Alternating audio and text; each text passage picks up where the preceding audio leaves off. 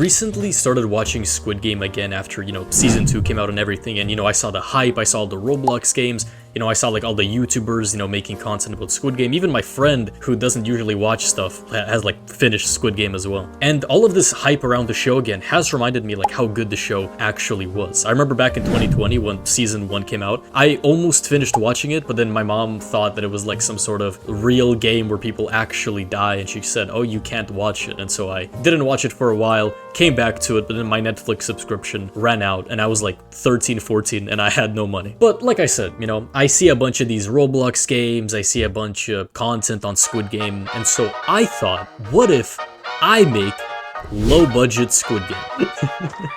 That's such a good introduction, yeah. Alright, so editor, just, make sure to pop in some confetti in there, some, amazing audience clapping, because this is amazing. I've seen a lot of amazing work being done with Squid Game, and so, like I said, what if some guy just sat down in one sitting and just made his own version of Squid Game? No money, no massive time investment. What if we just mash up a bunch of random assets and lines of code together and then just see what comes out of it? And yes, this video will have some code, right? So if you have a TikTok attention span, that's your trigger warning right there. We will do programming. Warning, So let me just really quickly show you what I have here so far. I have 6 benches, because I thought, the starter area in the show, they have a bunch of benches and beds, and I think this is pretty similar. You can sit here, and on the other side as well. If you have food, you can eat the food over here, or at least you can, like, pretend to. Oh yeah, and the benches are able to be moved as well, which I think, it's realistic, right? I definitely didn't just oversee this. You can do that in real life, so my game is actually very realistic as compared to the other Squid Game Roblox games. So let's begin with the very first game, which is red light, green light. So I've actually already made a map for this, so let me just shift these two around. So I assume all of you know how red light, green light works, right? There's a doll, it says red light or it says green light, and then you're supposed to like stop or move based on whatever she says. Now, I found this model of the doll in the toolbox, which I thought looked pretty cool, right? I mean, look at this, it actually looks like a very good replica. But I was thinking like, maybe it looks a little too good, like it's gonna look a bit out of place, until I actually ran the game and then this happened. And I think it's gonna fit perfectly into the style of the game. So let's actually start to script this right now. So the idea here is very simple, right? We need to, every, couple seconds or so, we need to shift between it being red light and green light. And we also need like some way of like showing the player which one is which. So let's actually script that in real quick, right? I'm gonna make a loop that basically runs an infinite amount of time. As a matter of fact, if I were to play the game right now, it would literally crash because this would try and run an infinite amount of times, which we obviously don't want. So I'm gonna add a timer, right? I'm gonna say wait, right? So it's gonna wait a couple seconds. Now I know I could just give it like a set amount of seconds, but that would be kind of boring. I know this is a low budget replica, but I mean, we're not like swines or anything over here, are we? Like we're still gonna put in a bit of effort, which would be to randomize the number we're gonna be waiting for. So I think 3 all the way to 10 would be perfect. So it's gonna wait a random amount of seconds between 3 or 10. I'm gonna make a variable right here, which I will call red's light, which I'll set equal to false initially. And so what we're gonna do here is we're simply gonna say red light is gonna be toggled, right? So it's gonna be equal, the opposite of what it's currently equal to. So if it's false, it's gonna be true. If it's true, it's gonna be false. Now, in terms of actually showing this to the player, I think there's 3 ways we could go about this. Number 1, we could find, voice lines where she says red light, green light, and she turns around and everything. The second option is that we can make, user interface. We can have like text here saying, oh, red light, it's time to move, or like, oh, green light, time to, oh, wait, no, what am I saying? Red light is the time to stop. Even my speech is low budget, bro.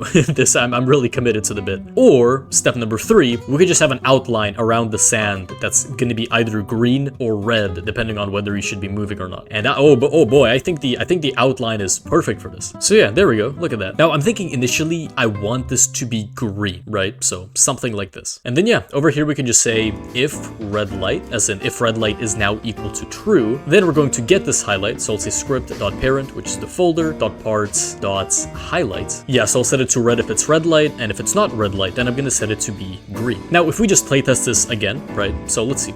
It's green, right? And then soon it should turn red, assuming I've coded this correctly. Yep, there we go. Look at that. Now it's red, and then in a bit more, there we go. Now it's green, and then it's gonna be red again. Again, the time is randomized, so it could be anywhere from 3 seconds to 10 seconds. And I know, this is already an immense amount of effort, but don't worry, I'm gonna add more. So right now we need a way to actually detect when a player does cause any sort of movement. So here's what I'm thinking we can do. We have this right now set as a variable. The problem here is that this can only be accessed in this script, right? What if, for example, we want other scripts to be able to access this, right? What if, hypothetically, we want to make it so that whenever the player moves their mouse or their camera or types anything whatsoever, they die if red light is true? Well, what we could do is we could make this into an item, right? So I could say bool value, and I could add this over here. I can set the name to be red light as well. And so then whenever we change the value, we're gonna replicate this in here as well. So I'll just say the value is gonna be whatever red light is currently equal to. So then if I were to run the game with this, right, we can actually now see what the value is. So right now it's false, now it's true. Look at that. And so then what we could do is we could make a little script over here.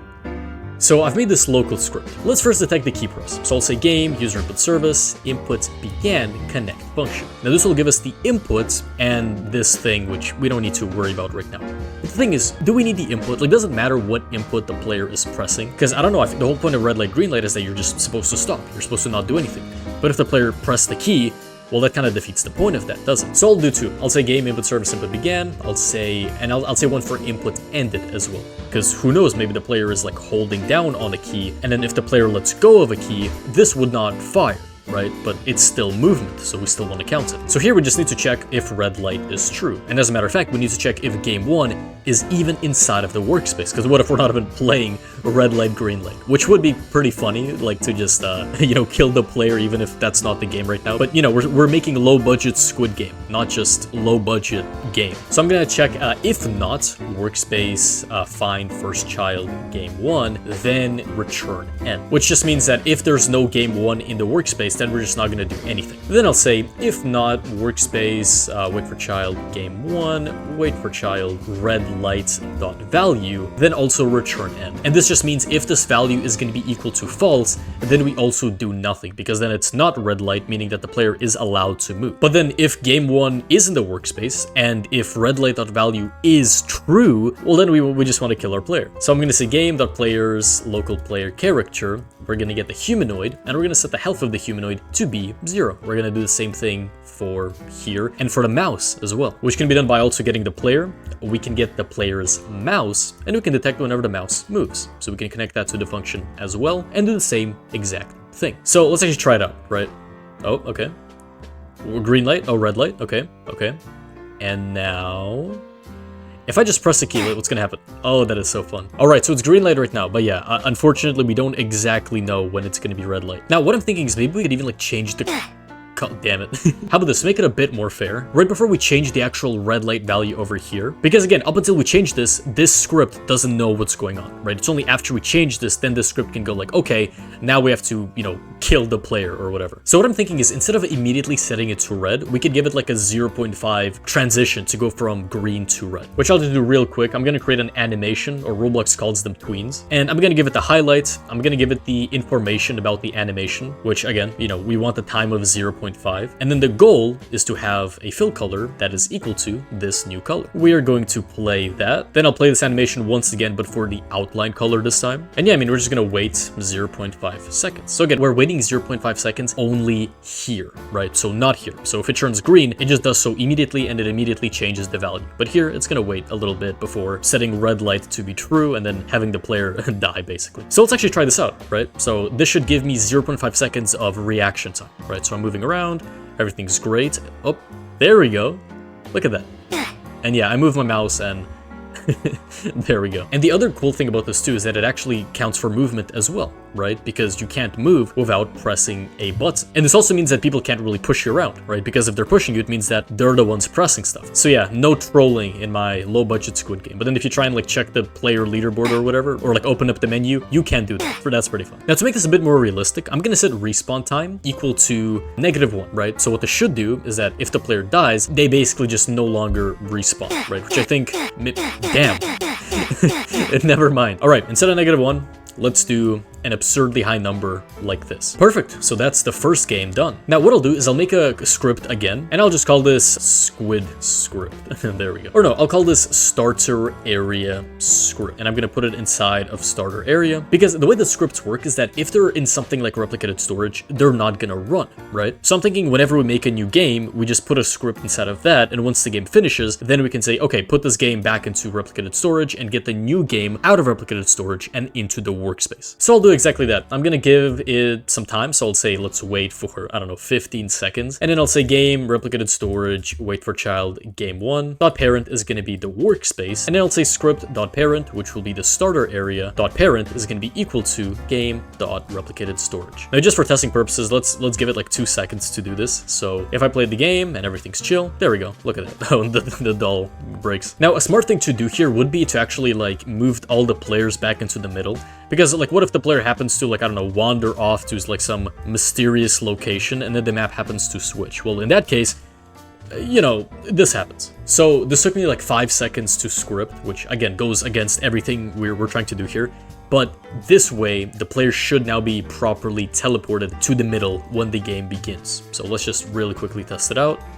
There we go, look at that, the doll falls over. Now it's time for game 2, which is like that sugar cookie cutting game. Now, the very first thing that I thought about is just to find the random playground on the toolbox. There we go, so I'll position it here in a way where players will spawn on the playground in this location. And oh, look at this, the bench on the playground is the exact same bench over here. That's actually pretty funny. See guys, it's that easy to have a consistent art style. Just keep using stuff from the toolbox and you're bound to come across the same creators. But alright, I'm gonna group this as a folder, and I'll call this game 2 like so. So for the cookie, what I'm thinking, oh, this is actually perfect. So over here we have a model which I'll call star. So what I've just done is I took all of like the parts that made up the outline, I put them into their own little category, and I made 5 dots over here, so 1 on each corner, and I've also named the dots accordingly. So 1, 2, 3, 4, 5, and this is important. So here's what I'm thinking. This star is gonna go into replicated storage just by itself. Now the way that I'm gonna try and script this game will actually probably be fully on the client. So here's how I'm gonna handle this. I'm gonna say cookie script like so. Whenever we detect that the map switches, so we can say workspace child added connect function, which then gives us the child, right? So then we can say if child.name is equal to game 2, well then we know that game 2 has just started. So here's what I'm thinking we can do. We can wait 2 seconds, so I'll say task.wait 2 seconds. Then we're going to get this star cookie. So I'm going to say local cookie is going to be equal to game, replicated storage, wait for child star, and we're going to clone it to make a new version of the cookie. What I'll do next is, because let me tell you what I'm thinking. Whenever the player knows that the game 2 map has began, on a local script, it's going to make a new clone of a cookie, and then I'm thinking, what if we just teleport the cookie like above the player, like maybe this much, and then we just position their camera to be above, like looking down at the cookie. And the best part is, because we're doing this locally, we will only see our cookie, right? So even if there's other players, they will only see their cookie. So I'm going to say cookie, and because it's a model, we can't just set its position because it's composed of a bunch of parts. So we have to use things like pivot to. It then needs a C-frame, which is effectively like position and orientation. And for position, I'm going to give it the position of our current character. So I'll say game.players, local player, character.humanoid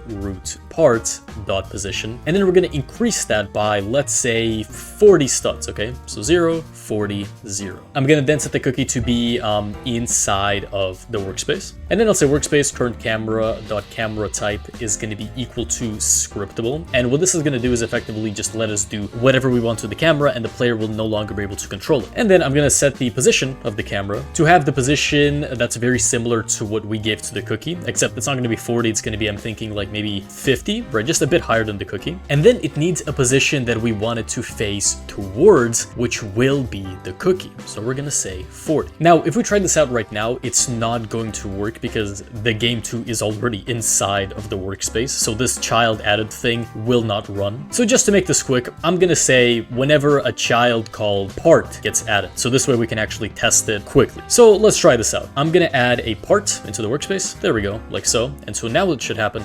There we go. Look at that. We now see the cookie. And instead of 50, I'll actually probably do something like 45. So let's actually try this out. Because again, we can just play around with this until it works, right? So let's see part.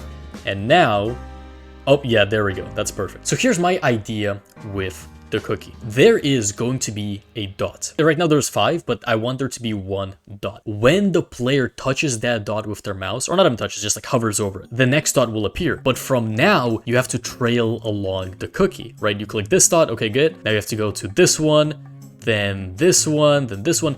If even for a frame you step outside of the cookie, you end up losing. Oh, and also to make the stakes higher, you have 10 seconds to do this. If you don't do this, then you die. All right, so to not bore you, I finished all the scripting. Now, if you're a nerd like me and you want to know what I did, let me actually first show you how this looks, right? So if I played the game, and of course we need to do our little part addition thing, what's going to happen is that now the cookie appears. So right now, see, it's tracking where my mouse looks. So parts, swing, mesh 1, parts, and then we have a union, slide, roof, all that. Now, right now, nothing is actually happening, right? However, you see this dot, right? What's gonna happen is that the moment I hover my mouse over this dot, the next dot will appear. Now we're part of the game. If I even for a frame just go here, my character dies. Now, of course, the logic should be that my character dies and the cookie ends and that's everything, right? But because we can keep playing, this is how it would normally look like, right? So dot here, and then you go to this dot and there we go, right? So then the cookie stops. Of course, then we now have to destroy the star as well. And the other thing that I'm going to do as well is I'm going to wait 10 seconds after the star has been created. And then I'm going to say if game active is still equal to true after 10 seconds, then we're going to basically do the same thing as we did here, where we kill the character, we destroy the star. We're going to set the camera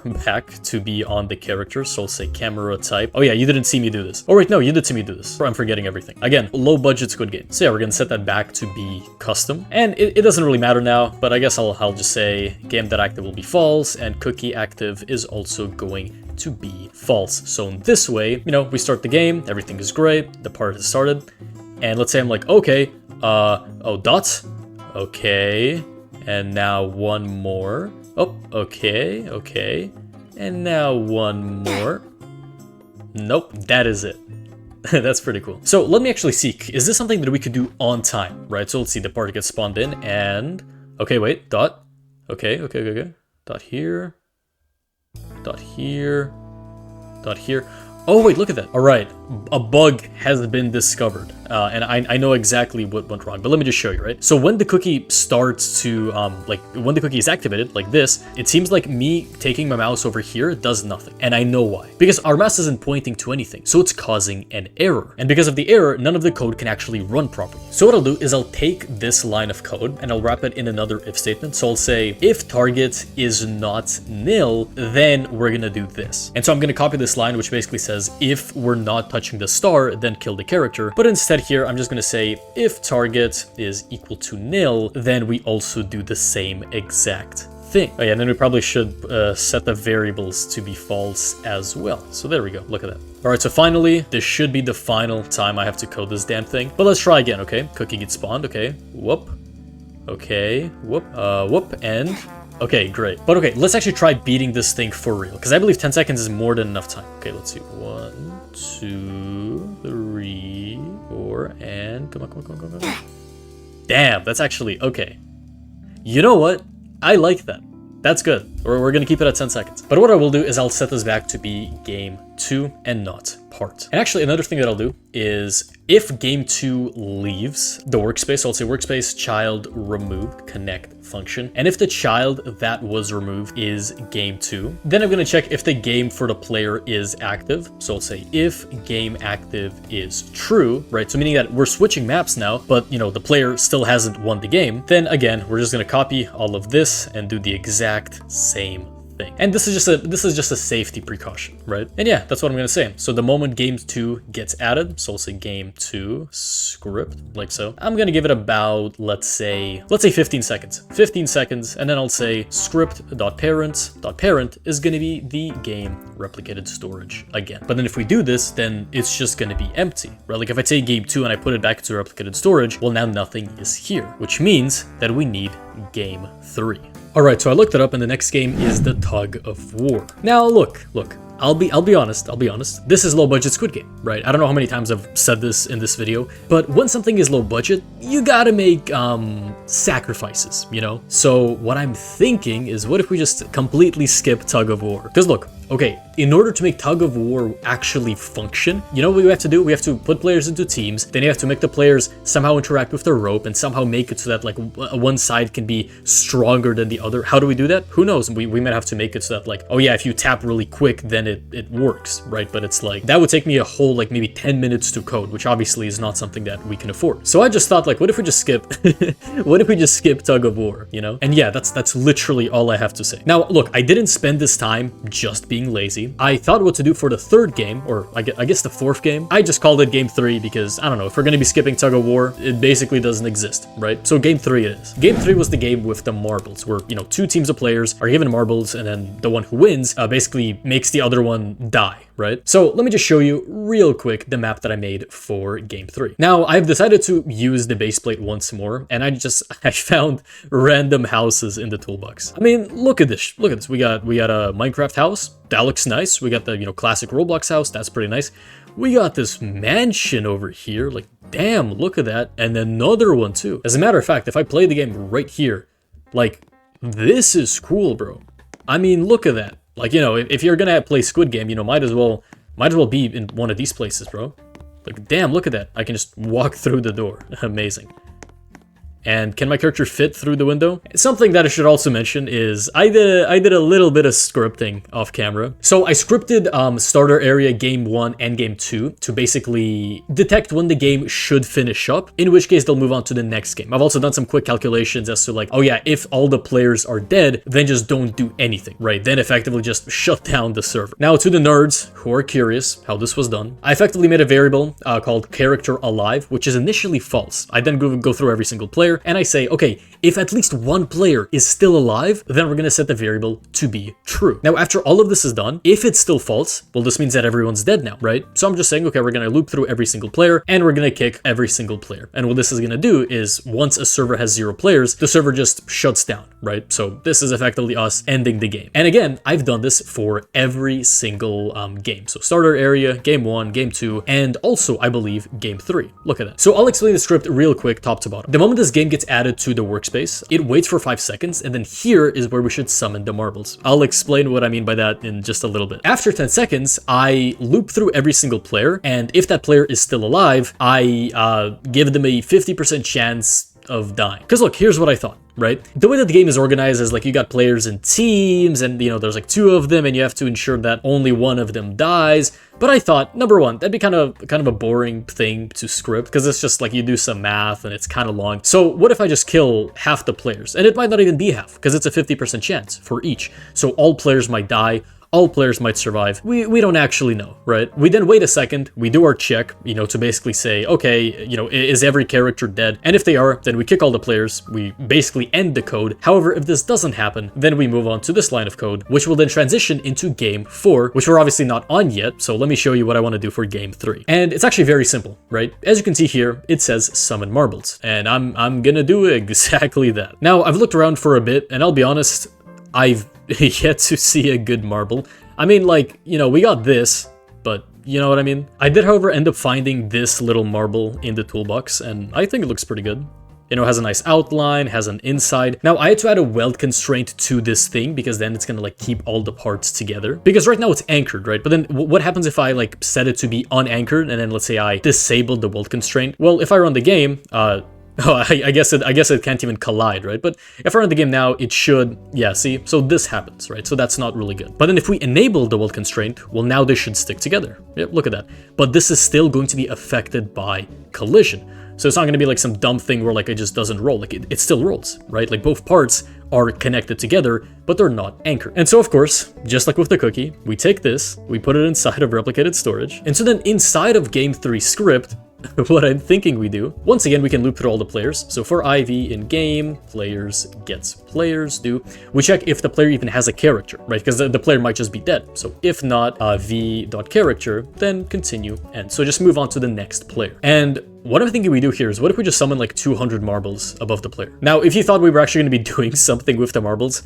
of course we're not, right? You watched enough of the video at this point to know that we're not about to script any mini game with the marbles or anything. That's it. I'm just going to summon 200 marbles on the player's head. Now I'll make a variable for it. So I'll say local marble is going to be game, replicated storage, wait for child, marble. We don't even need a wait per child, honestly, but just to be safe. And to make this run 200 times, we simply need to make another loop inside of this that also runs 200 times. And we can do this by saying for I, and we can't say I because we already are saying I here, so I'll just do I. And you say equals to 1, and then your desired number, which for me is going to be 200. And yeah, so I'm literally going to say local marble clone is going to be marble clone. As a matter of fact, what I'll do is I'll make a folder inside game 3, which I'll call marbles, and we're just going to put marbles inside of here. I'm going to say marble clone, and because it is a model, so I'll actually tell it that this is a model, we can't move it, just like with the cookie. So we have to say pivot to, which needs a C frame, and the C frame, we'll make a new one. We'll give it the character's position. So I'll say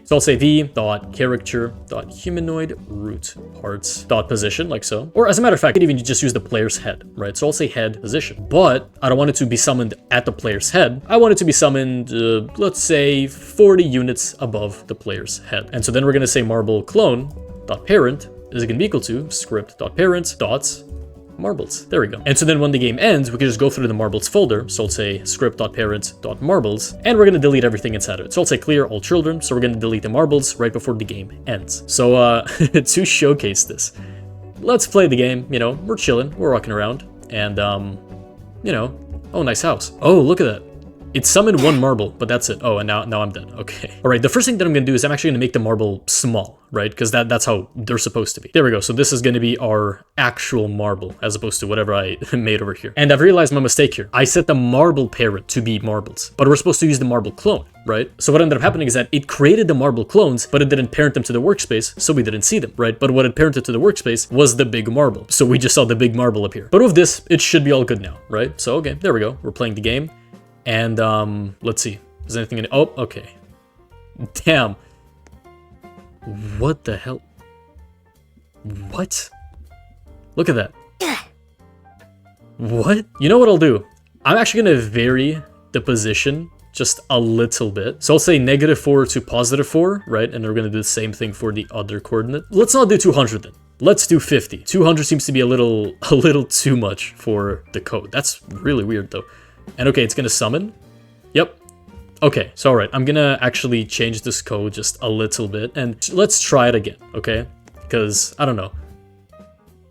And, oh my god. Yep, there we go.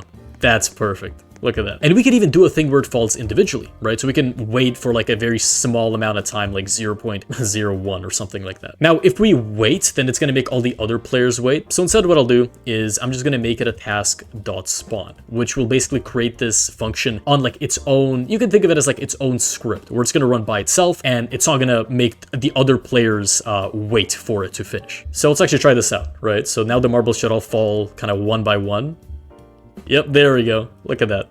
Oh, that is so cool. Oh, that's amazing. And now, let's see what happens.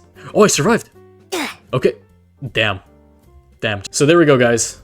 Game 3 is now done. I know. Hold the applause. We have 2 more games to get through. Now, I said game 4, right? And you might be thinking, but we don't have a game 4. So how can we deal with that, right? What can we do? Now, fortunately for all of you, I've actually thought about this a little ahead. And I've made a map for game 4. So let me actually just really quickly show you how this looks. Look at that. There we go. Isn't that cool? So this is the glass bridge. And I'll move it down like so. There we go. That's nice. Of course, starter area would then have to go back into replicated storage, so this is what we're left with. And I'll be real, I've already scripted this. Now, this isn't fully scripted, however, let me actually show you how something like this looks, right? So, yeah, the player keeps spawning up in the air. Oh, probably because we don't actually have a spawn location. Now, the way that this would usually work is that we have these 2 rows, and one of the glasses must be breakable. However, just like with the marble game, you know, that requires us to do code and math, and, you know, we don't want to do any of those. So I just gave each one a 50% chance to either break or not. So let's just try it out. Yeah! Look at that. I'm actually, you know what I'll do? I'm not going to kill the player once it touches, because the player is going to fall down by themselves, right? So let's actually try this out once again. Okay, good. That's amazing. Oh my god. Now, I actually want this game to be playable, believe it or not. So I have this red part here, which I have called finish. Here's how I want this to play out. I'm gonna make a table called player table, which will be empty, but this is gonna be filled up with players who touch the finish line. However, I say this, but this game is gonna be practically impossible, right, to beat. Like, I mean, look, let's be honest. You know what I can do? I can actually show you, like, I can actually visualize this for you, how this is gonna look, right? So this means that the part is non-collidable and will kill you. So you know what I could do? I could say v.transparency is equal to 0. I could make it invisible just to show you how this would actually look. And if I go and play the game now, look at that.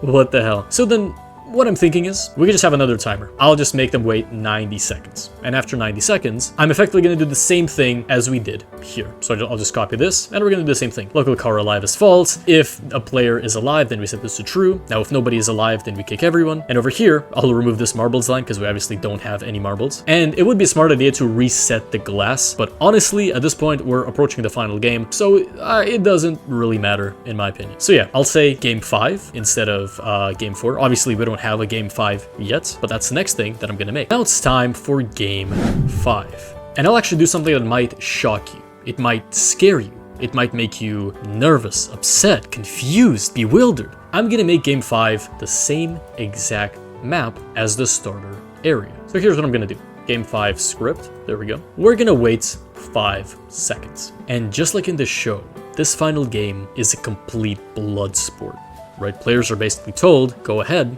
and kill the other person. You know, I mean, they literally got a kitchen knife handed to them, right? Like, that's insane. Or not kitchen knife, utensil, whatever, right? So I thought that we actually should take this blood sport more seriously. Seeing as it's the finale and the main focus of the game, I thought we actually should honor that. And even though this is a low budget game, I'm thinking we should go all out. And so let me show you what I have made.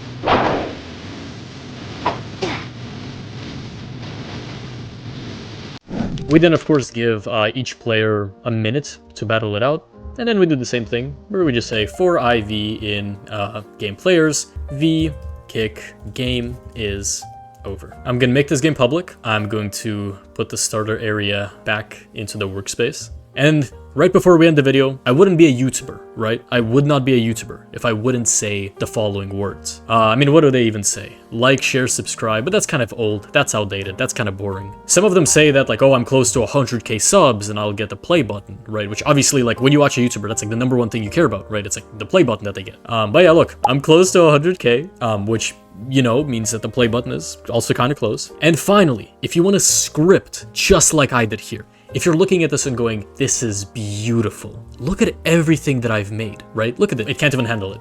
It can't. Okay, there we go. I guess it can't. But look at this. Look at this beauty. This is Squid Game. Then in the description and the pinned comment, you'll find, well, number one, you'll find the link to this game. But number two, which is of course miles more important, is I got a 7-hour course on Roblox Studio. It's $30. Go check it out. And now, just to hype you up to go and play and win in the Squid Game, I'm going to play a bit of this rad music, which I know I already played it, but I hope it doesn't get me copyrighted.